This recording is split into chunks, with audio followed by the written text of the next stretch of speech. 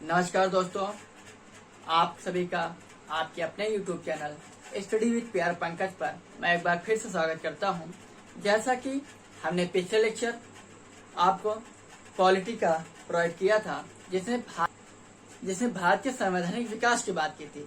भारत के संवैधानिक विकास की बात में हमने उसको 2 चरणों में अध्ययन किया था। चरण 1 अर्थात फेज 1 में कंपनी के अधीन जो भी नियम कानून या शासन प्रशासन चले, जो भी प्रशासन को चलाने के लिए जो नियम कानून बनाए, उसके अध्ययन किया।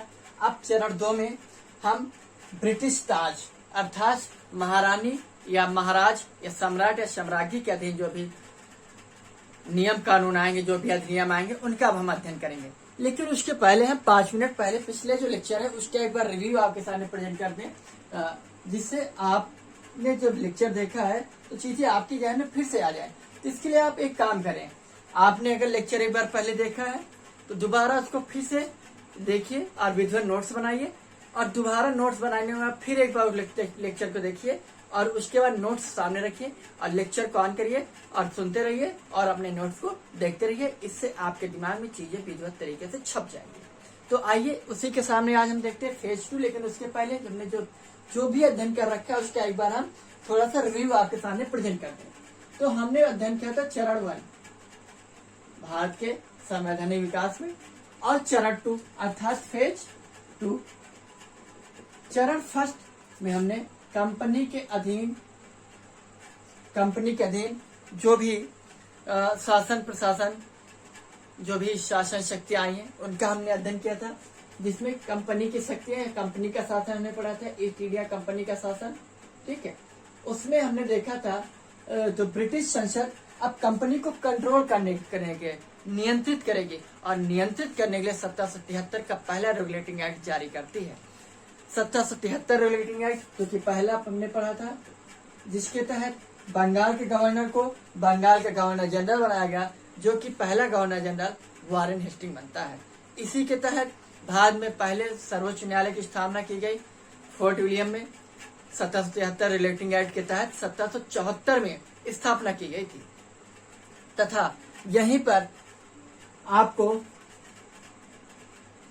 फिर अगला इस 1773 रेगुलेटिंग एक्ट में जो भी खामियां रहेंगी, जो भी कमियां रहेंगी, इनको दूर करने के लिए 1784 का पिट्स इंडिया एक्ट आता है। और 1784 पिट्स इंडिया एक्ट में ही कंपनी को कंट्रोल करने के लिए बोर्ड ऑफ कंट्रोल का गठन किया जाता है। तथा फिर 1786 में एक अधिनियम आता है, जिसमें कॉर्नवालिस की कुछ शर्तें होती थी कि सेना का अधिकार गवर्नर जनरल को दिया, अर्थात कमांडर इन चीफ का भी राइट अब गवर्नर जनरल को दे दिया जाता है। साथ फिर अगला इस 1773 रेगुलेटिंग एक्ट में जो भी खामियां रहेंगी, जो भी कमियां रहेंगी, इनको दूर करने के लिए 1784 का पिट्स इंडिया एक्ट आता है। और 1784 पिट्स इंडिया एक्ट में ही कंपनी को कंट्रोल करने के लिए बोर्ड ऑफ कंट्रोल का गठन किया जाता है। तथा फिर 1786 में एक अधिनियम आता है, जिसमें कॉर्नवालिस की कुछ शर्तें होती थी कि सेना का अधिकार गवर्नर जनरल को दिया, अर्थात कमांडर इन चीफ का भी राइट अब गवर्नर जनरल को दे दिया जाता है। साथ ही वहीं पर गवर्नर जनरल को टैक्स वसूलने का अर्थात कलेक्ट करने का भी अधिकार दे दिया जाता है।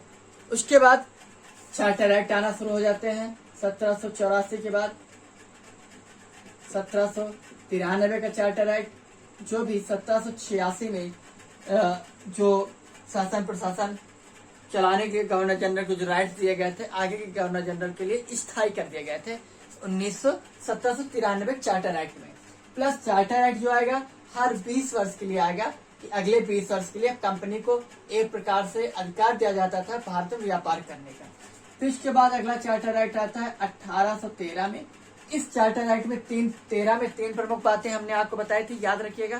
पहला, अंग्रेजी शिक्षा के लिए प्रतिवर्ष 1 लाख रुपया दिया जाएगा। प्लस ईसाई मिशनरियों को भारत में ईसाई धर्म का प्रचार करने के लिए छूट दे दी गई। तथा एक पॉइंट और था, जिसमें यह कहा गया था कि व्यापारिक एकाधिकार समाप्त कर दिया गया, लेकिन चीन के साथ चाय का एकाधिकार बना रहा। ये रहे 1813 के चार्टर एक्ट की कहानी। फिर उसके बाद 1833 का चार्टर एक्ट आया, जिसमें यह बताया गया कि अब कंपनी में भर्ती होने के लिए किसी भी भारतीय को उसके धर्म, जाति, वंश या रंग के आधार पर उसको अयोग्य नहीं माना जाएगा। तथा यहीं पर और बंगाल के गवर्नर जनरल को अब भारत का गवर्नर जनरल बना दिया गया और भारत का गवर्नर जनरल बनने वाला पहला व्यक्ति लॉर्ड विलियम बेंटिंग रहा है। ठीक है।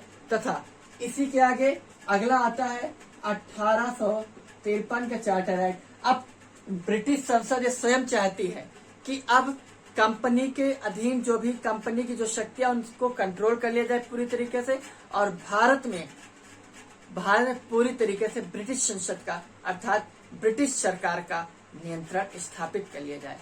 और वो चाहती है कि अब कंपनी भारत में कोई ना कोई गलती करे, और कंपनी ने ये गलती कर दी थी 1813 के चार्टर एक्ट में, जब ब्रिटिश संसद ने कानून बनाकर भेजा था कि ईसाई मिशनरियों को बाद में स्वतंत्र रूप से ईसाई धर्म का प्रचार करना, अर्थात हिंदू धर्म को के लोगों को ईसाई धर्म में परिवर्तित करना, अर्थात धर्म परिवर्तन, जो कि मैंने आपको बताया था कि हिंदुओं को आप लूटिए, मारिए, कूटिए, कुछ भी कीजिए, लेकिन उनके धर्म के साथ कोई खिलवाड़ मत कीजिए, उनकी धार्मिक आस्था के से खिलवाड़ मत कीजिए, उनकी धार्मिक आस्था पर चोट मत कीजिए, जिसकी वजह से धीरे धीरे 1813 से लेकर चीजें कलेक्ट होती रहें, इकट्ठा होती रहें, और वही एक साथ 1857 के भारत के प्रथम स्वतंत्रता संग्राम जिसको बोलते हैं, उसमें एकदम से फूट पड़ता है और एक बड़ा सा आंदोलन शुरू हो जाता है। अब कंपनी का अधिकार यहाँ से पूरी तरीके से जो भी शक्तियां थी ब्रिटिश संसद छीन लेती है और अगला कानून लेकर आती है 1858। ये यहाँ से शुरू हो जाता है फेज 2, अर्थात सम्राट या साम्राज्य का शासन या ब्रिटिश ताज का या ब्रिटिश क्राउन का शासन भारत में लागू हो जाएगा। तो आज हम पढ़ते हैं फेज 2।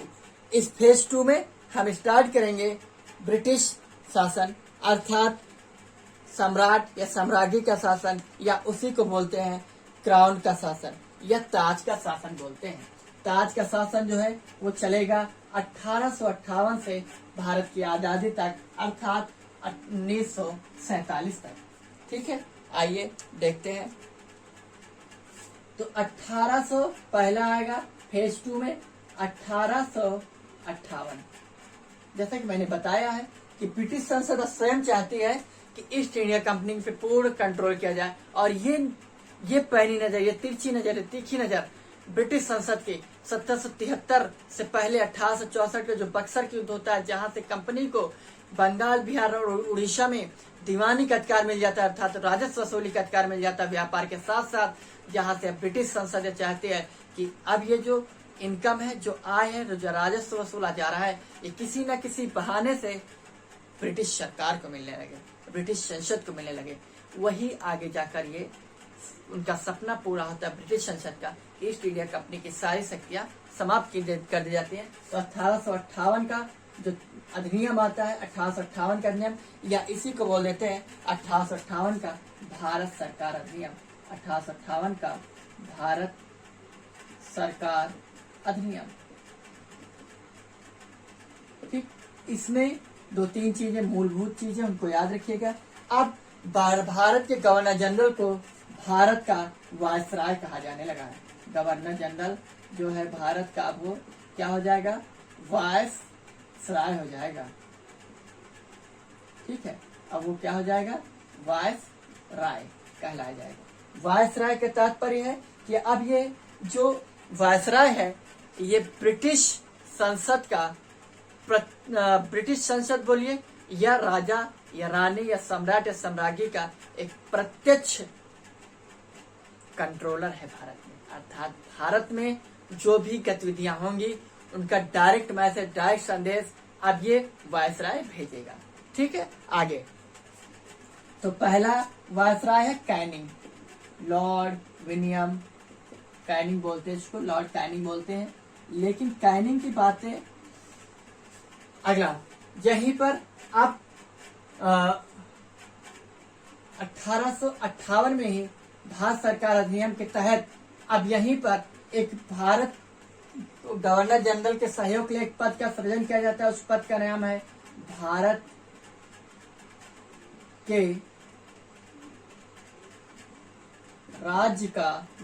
के राज्य का सचिव पद का सृजन किया जाता है और इसकी सहायता के लिए इस सचिव अर्थात सेक्रेटरी, स्टेट सेक्रेटरी का जो पद का सृजन किया गया है, इसकी सहायता के लिए एक 15 सदस्यीय समिति या परिषद गठित की जाती है जो इसकी सहायता करेगी। और इस 15 सदस्यीय जो समिति या परिषद है, इसका अध्यक्ष ये सचिव होगा। ठीक है, और ये सचिव जो है ये ब्रिटिश कैबिनेट का सदस्य है। तो ये ब्रिटिश कैबिनेट को डायरेक्ट यहाँ की जो भी गतिविधियां होंगी, जो भी नियम चालू होंगे यहाँ पर कंट्रोलिंग करने के लिए, नियंत्रित करने के लिए, ये डायरेक्ट संदेश, डायरेक्ट मैसेज भेजेगा ब्रिटिश संसद को। और राज्य का जो भारत के राज्य का जो सचिव का पद है, ये कहाँ है? ये ब्रिटिश के संसद का ये सदस्य होता है। ब्रिटिश कैबिनेट का सदस्य होता है। ठीक है, मेंबर ही भारत के राज्य का सचिव का पद उसी को मिलेगा। और ये 15 सदस्यीय समिति का गठन किया गया है, परिषद गठित की गई है और इसका अध्यक्ष ये सचिव ही है। भारत में जो भी शासन प्रशासन की शक्तियां हैं, उनको नियंत्रित करने की जो भी शक्तियां हैं, वो सारी शक्तियां इस राज्य के सचिव में निहित है। क्लियर? आगे बात की जाए तो यहीं पर जो आपको मैंने बताया था कि बोर्ड ऑफ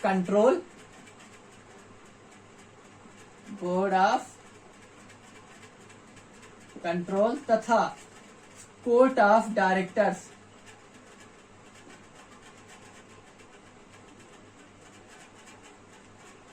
जो बनाए गए थे कंपनी को कंट्रोल करने के लिए, ये समाप्त कर दिए गए 1858 के भारत सरकार अधिनियम में। तथा यहीं पर क्या हो जाएगा? मद्रास और बंबई को उसकी विधायी शक्तियां वापस कर दी जाएंगी।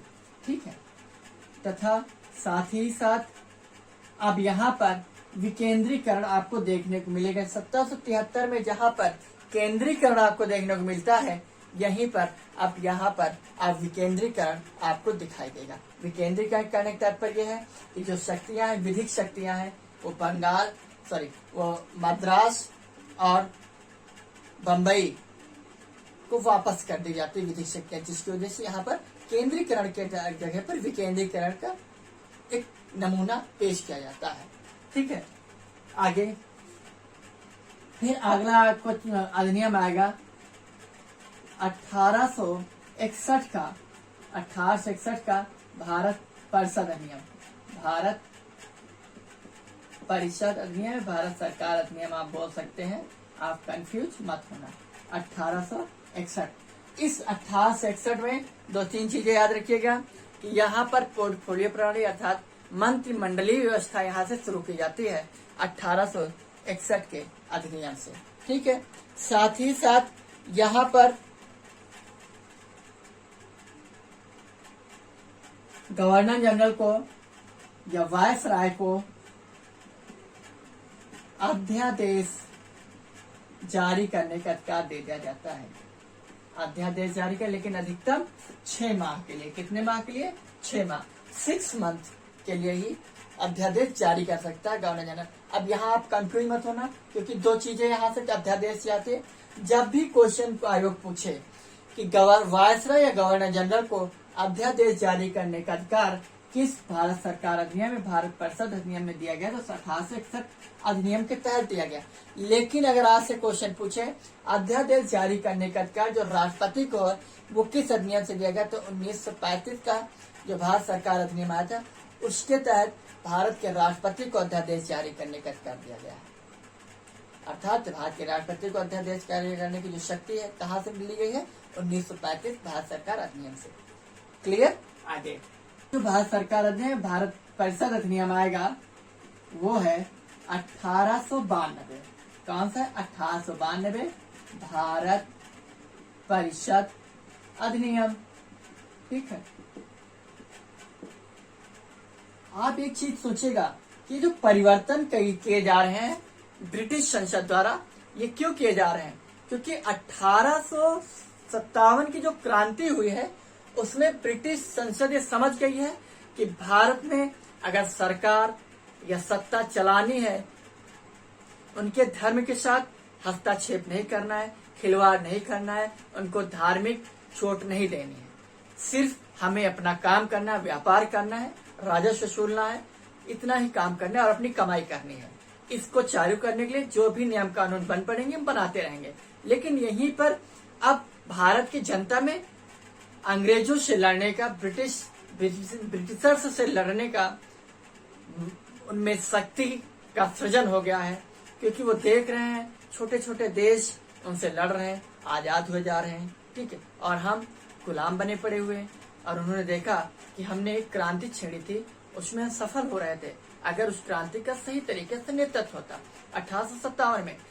लेकिन अब यहाँ पर उदारवादी जो नेता होंगे उनका रोल है, जिसकी वजह से उनकी कई सारी मांगे होंगी, उन मांगों को कुछ कुछ माना जाएगा और उन मांगों के आधार पर धीरे धीरे जो भी 20 वर्ष या 25 वर्ष में अधिनियम आएंगे उनमें छोटे छोटे सुधार आपको नजर आते रहेंगे, ठीक है। और ये देन है भारत के उदारवादी नेताओं की।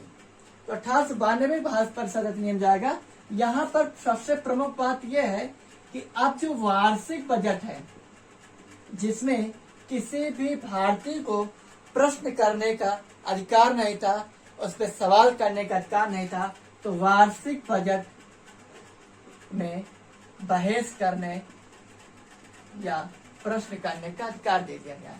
लेकिन यहाँ पर इनसे प्रश्न पूछने का अधिकार जो है वो 6 दिन पूर्व आपको ये लिखित देना पड़ेगा कि हमें ये प्रश्न पूछने हैं। तो 6 दिन पूर्व आप बता देंगे उन्हें, तो 6 दिन बाद फिर आप उनसे प्रश्न पूछ सकते हैं। यहाँ पर लेकिन पूरा प्रश्न पूछने का अधिकार अभी नहीं दिया गया था।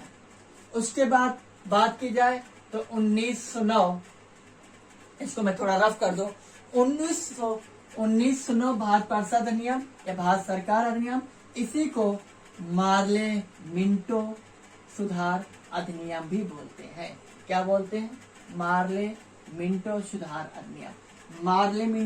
मार्ले उस समय भारत का राज्य सचिव था तथा मिंटो वायसराय था। तो 1909 भारत परिषद अधिनियम या इसी को मार्ले मिंटो सुधार अधिनियम भी बोलते हैं। इसकी मेन पॉइंट याद करिएगा, ध्यान दीजिएगा कि सबसे महत्वपूर्ण प्रश्न जो आयोग पूछता है यहाँ से, यहाँ पर सांप्रदायिक निर्वाचन प्रणाली शुरू कर दी गई। सांप्रदायिक निर्वाचन प्रणाली, अब ये क्या होती पहले आप समझ लीजिए। सांप्रदायिक निर्वाचन प्रणाली अर्थात यहाँ पर आपको एक चीज पता होनी चाहिए, तो 1906 में मुस्लिम लीग का गठन हो जाता है, जिसमें एक बड़ा रोल प्ले करते हैं उस समय के वायसराय, ठीक है। अब मुस्लिम लीग इस आधार पर गठित होती है, मुस्लिम लीग का गठन, कि आपको आपका अधिकार हम दिलाकर रहेंगे। तो वो कहते हैं कैसे दिलाएंगे आप मुझे अधिकार? हिंदुस्तान में हिंदू बाहुल्य देश है और हिंदू बाहुल्य देश में आप मुसलमानों को उनका अधिकार कैसे दिलाएंगे? तो कहते हैं आप परेशान मत होइए, 1909 में हम एक अधिनियम लेकर आ रहे हैं, उसमें एक क्रांतिकारी परिवर्तन आपको नजर आएगा। तो 1909 का यह मार्ले मिंटो सुधार अधिनियम जो आता है 1909 में, इसमें सांप्रदायिक निर्वाचन प्रणाली आपको देखने को मिलेगी। सांप्रदायिक निर्वाचन प्रणाली का तात्पर्य है कि जो भी इस मुसलमानों के लिए आया था इसमें, तो सांप्रदायिक निर्वाचन प्रणाली किसके लिए आया है? मुस्लिम के लिए है। ये पॉइंट लीजिए। इसमें ये था कि जो मुस्लिम बाहुल्य क्षेत्र है, कौन है? मुस्लिम बाहुल्य क्षेत्र। इस मुस्लिम बाहुल्य क्षेत्र में केवल मुस्लिम कैंडिडेट ही खड़ा होगा और उसको वोट भी केवल मुस्लिम ही देगा। अगर वहां पर कोई हिंदू रह भी रहा है, हिंदू धर्म का कोई भी व्यक्ति रह भी रहा, तो वो वोट भी नहीं डालेगा। मुस्लिम बाहुल्य क्षेत्र में मुस्लिम कैंडिडेट खड़ा होगा और उसको वोट भी मुस्लिम व्यक्ति ही करेगा, ठीक है। इसकी शुरुआत आप देखिए 1905 से होती है। 1905 बंगाल विभाजन होता है। बंगाल विभाजन होता है 1905 में। करजन के टाइम इस समय बाहर से आया, गवर्नर जनरल करजन है, और जिसमें और 16 अक्टूबर से ये एक्चुअली में लागू हो जाता है।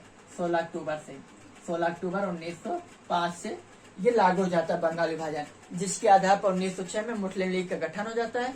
लेकिन होते करते 1909 में सांप्रदायिक नियोजन प्रणाली जब आती है तो इन्होंने ये कहा था कि आपने बंगाल विभाजन तो कर दिया लेकिन वहां भी मुस्लिम रहेंगे। तो अंग्रेजों ने ये कहा था कि बंगाल विभाजन हम इसलिए कर रहे हैं क्योंकि एक बहुत बड़ा भौगोलिक क्षेत्र है जिसमें कानूनी व्यवस्था सही सुचारू रूप से हम चला नहीं पाते हैं, सुचारू रूप से लॉ एंड ऑर्डर मेंटेन नहीं रख पाते हैं, जिसकी वजह से इसके हम दो टुकड़े कर रहे हैं, एक पूर्वी बंगाल, दूसरा पश्चिम बंगाल। तो पश्चिम बंगाल और पूर्वी बंगाल वो था जहाँ पर मुस्लिम बहुल लोग थे और पश्चिम बंगाल जहाँ हिंदू लोग थे। तो जो पूर्वी बंगाल था अर्थात वर्तमान में जो बांग्लादेश है, तो वहां पर इन्होंने कहा हम अलग तो कर देंगे आप बंगाल को, लेकिन हमें वोट कौन देगा।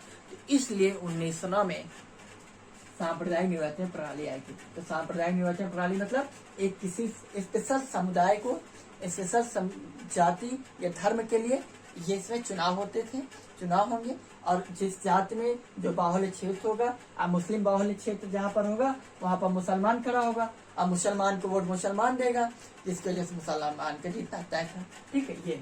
लेकिन 1911 में बंगाल विभाजन रद्द कर दिया जाता है, ठीक है, जिसकी वजह से मुस्लिम लीग बिखर जाती है और अंततः हिंदू और मुस्लिम फिर एक से 1916 में एक हो जाते हैं। तो ये रहा 1909 का महत्वपूर्ण पॉइंट। ठीक है। उसके बाद 1919 भारत परिषद अधिनियम, या इसी को बोलते हैं मॉन्टेग्यू चेम्सफोर्ड अधिनियम। मॉन्टेग्यू चेम्सफोर्ड अधिनियम।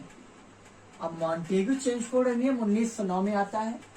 इसकी 2-3 बातें याद रखिएगा। यही जो सांप्रदायिक निर्वाचन प्रणाली यहाँ पर केवल मुसलमानों के लिए था, केवल मुसलमानों के लिए था। यहाँ पर आंग्ल भारतीय,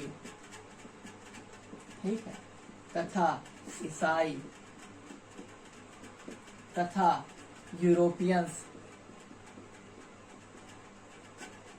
इनके लिए सांप्रदायिक निर्वाचन प्रणाली लागू कर दी गई 1909 में। यहीं पर प्रांतों में द्वैत शासन लागू हो गया। द्वैत शासन कहने का तात्पर्य है, अब यहाँ पर विषय 2 भागों में बटेंगे, एक हस्तांतरित, दूसरा आरक्षित। और इन पे कंट्रोल, आरक्षित जो भी विषय होंगे इन पे कंट्रोल गवर्नर जनरल करेगा, लेकिन वे गवर्नर जनरल जो भी मंत्री होंगे विधान परिषद के, उनके दिशा निर्देश पर ये काम करेगा गवर्नर जनरल, कंट्रोल करेगा। हस्तांतरित जो होंगे यहाँ पर वे नियम कानून, वे विषय शामिल किए जाते हैं जो ज्यादा महत्वपूर्ण नहीं थे, और आरक्षित में जो महत्वपूर्ण थे वो विषय वे आरक्षित में कर दिए गए। और यहीं पर द्विसदनीय व्यवस्था आपको सबसे पहले देखने को मिलती है। द्विसदनीय व्यवस्था अर्थात केंद्र और प्रांत में शक्तियों का विभाजन कर दिया गया, जिसकी वजह से आपको यहाँ पर द्विसदनीय व्यवस्था आपको देखने मिलेगी। प्रांतों में द्वैत शासन और केंद्र में द्विसदनीय व्यवस्था आपको देखने को मिलेगी 1919 में। और इसी 1919 अधिनियम में यह कहा गया था कि अगले 10 वर्ष में हम जो भी 1919 का अधिनियम मॉन्टेग्यू चेम्सफोर्ड अधिनियम लाए हैं, इसमें जो भी खामियां, जो भी कमियां हैं, इनको दूर करने के लिए अगले 10 वर्ष में हम फिर से एक कानून लेकर आएंगे, जिसमें जो 1909 में जो कमियां उनको दूर करने के लिए। लेकिन वही चीज 1919 में जो आया था 10 वर्ष बाद 1929 में आना चाहिए था, लेकिन आया, इसका सृजन शुरू हो गया 1927 में, जिसको साइमन कमीशन बोलते हैं। और इसी साइमन कमीशन में लाला लाजपत राय जी की का विरोध करते समय लाला लाजपत ने 1927 में साइमन कमीशन का गठन होता है, सृजन होता है इंग्लैंड में। और फरवरी 1928 में साइमन कमीशन भारत आता है। जब भारत आता है साइमन कमीशन, भारत में इस समय वायसराय इरविन होता है, और इरविन की सलाह पर इरविन ने कहा था कि साइमन कमीशन में जो आप गठन कर रहे हैं इसमें एक भी भारतीय मत शामिल करना। इसीलिए हिंदुस्तान में जब साइमन कमीशन आया, इसके विरोध करने के दो मूल रीजन रहे। पहला रीजन रहा है इसमें एक भी हिंदू नहीं था, ठीक है, तथा ये 2 वर्ष पूर्व आ गया। 2 वर्ष पूर्व आने की वजह से इसका ज्यादा विरोध किया गया। हिंदू नहीं होने की वजह से इसलिए जनता ने यहाँ इसका विरोध किया कि उनका मानना था अगर जब जो समस्याएं आप फेस कर रहे हैं वो आप ज्यादा अच्छा बता पाएंगे, ठीक है। तो इसीलिए साइमन कमीशन में अगर कोई भारतीय होता तो 1919 के अधिनियम में जो भी कमियां थी उनको वो सही तरीके से बता सकता था, उनको दूर करने के सही तरीके से नियम कानून बनाए जा सकते थे, लेकिन उसमें कोई भी भारतीय नहीं था। इसलिए इसका भरपूर विरोध हुआ साइमन कमीशन का। लाहौर में इसका साइमन कमीशन का विरोध करने के लिए इसका नेतृत्व, साइमन कमीशन का विरोध करने के लिए जो जनता एकजुट हुई, इकट्ठा हुई, उसका नेतृत्व लाला लाजपत राय कर रहे थे। लाला लाजपत राय पर लाठीचार्ज की गई। लाठीचार्ज की वजह से पूरी तरीके से घायल हो गए और 1 महीने के उपरांत उनकी मृत्यु हो जाती है, ठीक है। तो यहीं पर इनका एक बहुत ज्यादा कथन फेमस है और अक्सर पूछ जाता है कि ये कथन किसका है कि मेरे ताबूत में गड़ी हुई एक एक कील, मेरे ताबूत में गड़ी हुई एक एक कील अंग्रेजों की बर्बादी का कारण होगी, ठीक है। ये इनका बहुत ही फेमस कमेंट है, कथन है, जो कि अक्सर आयोग पूछ लेता है। तो ये 1919 अधिनियम की कुछ प्रमुख बातें रही हैं। अब अगला देखते हैं 1935 भारत सरकार अधिनियम। 1935 भारत सरकार अधिनियम बहुत महत्वपूर्ण है। यहीं से संगीत ढांचा आपको दिखाई देगा। संगीत ढांचा आपको यहाँ देखने को तो मिलता है, लेकिन उसका इस्तेमाल ज्यादा हो नहीं पाता है, उसका सही तरीके से उपयोग हो नहीं पाता है। 1919 में अध्यक्षीय प्रणाली आपको नजर आएगी। 1919 में भारत के राष्ट्रपति को अध्यादेश की जो शक्तियां 1935 के अधिनियम से ही मिलती हैं। तो 1935 का भारत सरकार अधिनियम, भारत सरकार अधिनियम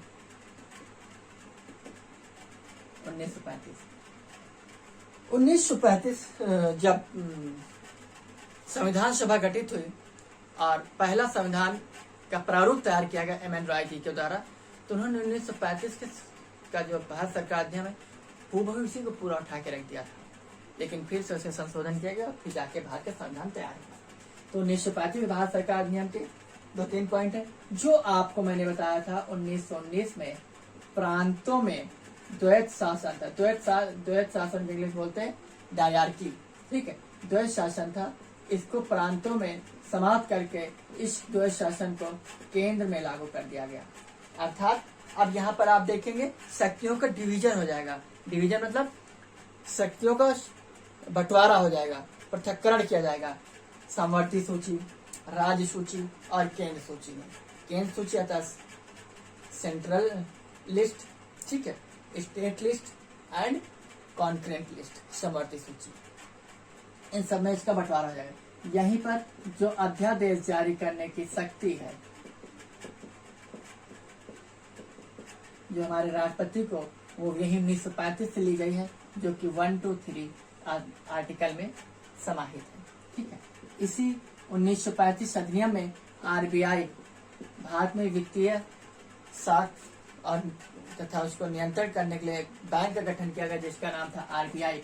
1935 अधिनियम के तहत आरबीआई का गठन किया गया और इसकी स्थापना 1935 है और 1 जनवरी 1949 को इसका नेशनलाइजेशन कर दिया गया, अर्थात राष्ट्रीयकरण कर दिया गया आरबीआई का। फिर उसके बाद आरबीआई अर्थात रिजर्व बैंक ऑफ इंडिया, ठीक। दलित जातियों, महिलाओं, ठीक है, तथा मजदूर वर्ग को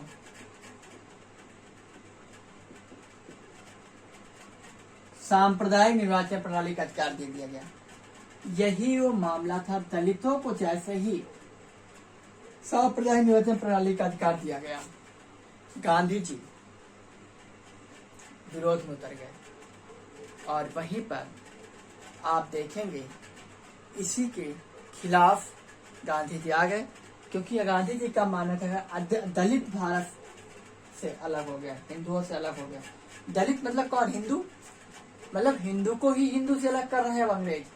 इस बात के खिलाफ गांधी जी आ गए जिसकी वजह से अंततः गांधी जी और अंबेडकर जी के मध्य एक समझौता होता है जिसका नाम है सांप्रदायिक पंचायत। ये समझौता एक्चुअली में 1932 में हो जाता है सांप्रदायिक पंचायत का। ठीक, कम्युनल अवार्ड भी इसको बोलते हैं। और इसी में ये समझौता गांधी जी और अंबेडकर जी के मध्य होता है। ठीक, आगे फिर उसके बाद आता है अगला 1947 भारत सरकार ने, या इसी को बोलते हैं भारतीय स्वतंत्रता अधिनियम। क्या बोलते हैं इसको? भारतीय स्वतंत्रता अधिनियम। 20 फरवरी 1947 को इंग्लैंड के प्रधानमंत्री क्लेमेंट एटली ने यह घोषणा की कि 30 जून 1947 को भारत को स्वतंत्र राज्य घोषित कर दिया जाएगा, जिसका विरोध मुस्लिम लीग ने किया और उन्होंने दो राष्ट्र की मांग की, जिसकी वजह से फिर 3 जून 1947 को माउंटबेटन योजना आती है और उसके तहत ये तय हो जाता है, ये क्लियर कर दिया जाता है कि अब भारत के 2 विभाजन होना तय है। भारत तो स्वतंत्र हो ही जाएगा, प्लस उसका एक अभिन्न भाग काटकर पाकिस्तान एक नए देश का सृजन किया जाएगा। ठीक है, जिसका विभाजन 15 अगस्त 1947 को हो जाता है। लेकिन आगे चल के यहाँ से 2-3 क्वेश्चन और बनते हैं कि स्वतंत्र भारत का पहला गवर्नर जनरल कौन था? जो वायसराय था वो पद का समाप्त कर दिया, शाही फरमान के माध्यम से गवर्नर जनरल पद का सृजन किया गया और गवर्नर जनरल जो बना वो था स्वतंत्र भारत का पहला गवर्नर जनरल थे लॉर्ड माउंटबेटन।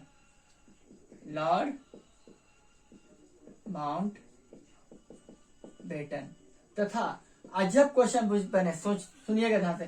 स्वतंत्र भारत का पहला भारतीय गवर्नर जनरल, तो आपका आंसर हो जाएगा सी राजगोपालाचारी। ठीक, लेकिन यहीं पर और सुनिएगा, स्वतंत्र भारत का अंतिम गवर्नर जनरल लॉर्ड माउंटबेटन, स्वतंत्र भारत का पहला गवर्नर जनरल लॉर्ड माउंटबेटन, स्वतंत्र भारत का पहला भारतीय गवर्नर जनरल सी राजगोपालाचारी, स्वतंत्र भारत का अंतिम भारतीय गवर्नर जनरल सी राजगोपालाचारी। क्लियर? तो और इस प्रकार से जो एक राज्य के सचिव का पद का जो सृजन किया गया था वो पद भी समाप्त कर दिया गया। ठीक, उसकी सारी शक्तियां राष्ट्रमंडल को स्थानांतरित कर दी गई, राष्ट्रमंडल के मामले को। ठीक है, इस प्रकार ये रहा, भारत की आजादी हो गई। अब भारत में अगला लेक्चर होगा, संविधान सभा गठित की जाएगी, जिसकी वजह से भारत का नया संविधान बनाया जाएगा। वो अगले लेक्चर में हम सब देखेंगे। तो आज के लिए इतना ही। आप सभी का बहुत बहुत धन्यवाद।